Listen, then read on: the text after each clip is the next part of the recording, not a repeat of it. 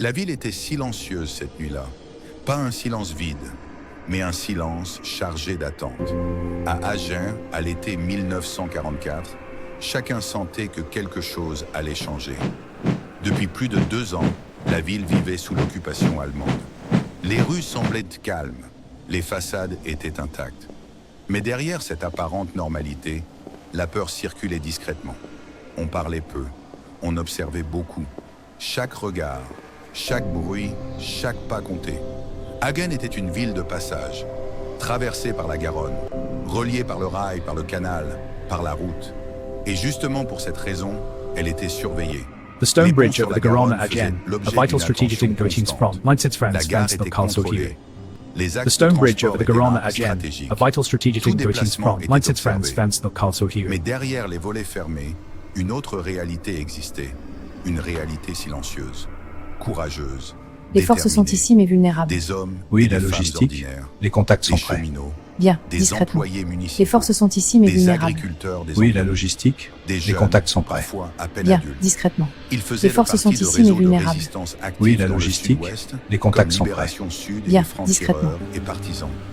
Ils ne portaient pas d'uniforme, ils n'avaient pas de médaille, mais ils connaissaient chaque rue, chaque pont, chaque heure de passage des trains. Ils transmettaient des informations.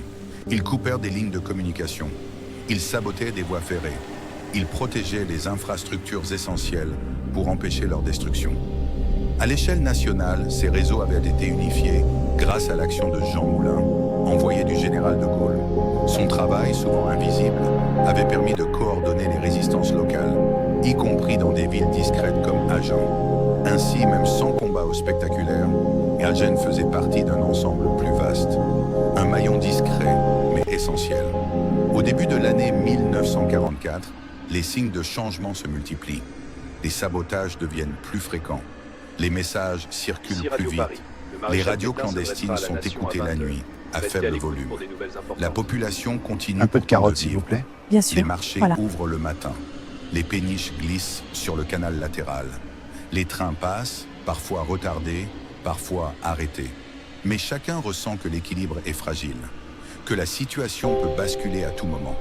À mesure que l'été approche, les rumeurs se font plus insistantes. Le débarquement allié Le débarquement a a eu lieu en commencé. Normandie. Enfin, Les forces mais il faut être allemandes prudent. reculent dans plusieurs Attendons les régions. nouvelles.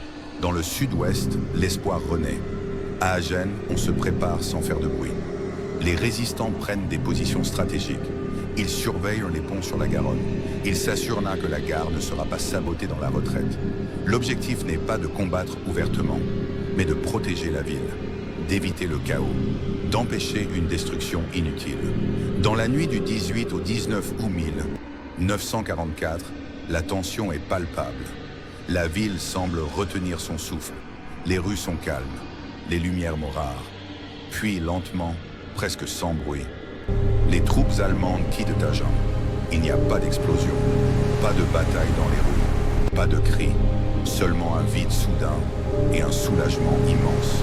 Au matin du 19 août 1944, la résistance sort de l'ombre. Les habitants ouvrent leurs fenêtres. Certains pleurent, d'autres restent immobiles, comme s'ils craignaient encore de se réveiller. Des drapeaux tricolores apparaissent. La ville est libre. Agen a été libérée sans être détruite. Ses ponts sont intacts. Sa gare fonctionne. Son canal continue de couler paisiblement. Cette libération discrète est peut-être ce qui définit le mieux la ville. Une force tranquille, une résistance sans fracas. Après la guerre, Agen se reconstruit. Elle se modernise. Elle continue d'être une ville de passage, mais aussi une ville où on peut s'arrêter. Aujourd'hui encore, en marchant le long de la Garonne, en observant les ponts, la gare, le canal, on peut sentir cette mémoire silencieuse. Agen n'a pas cherché à être héroïque. Elle a choisi de durer. Et parfois, c'est la plus grande forme de courage.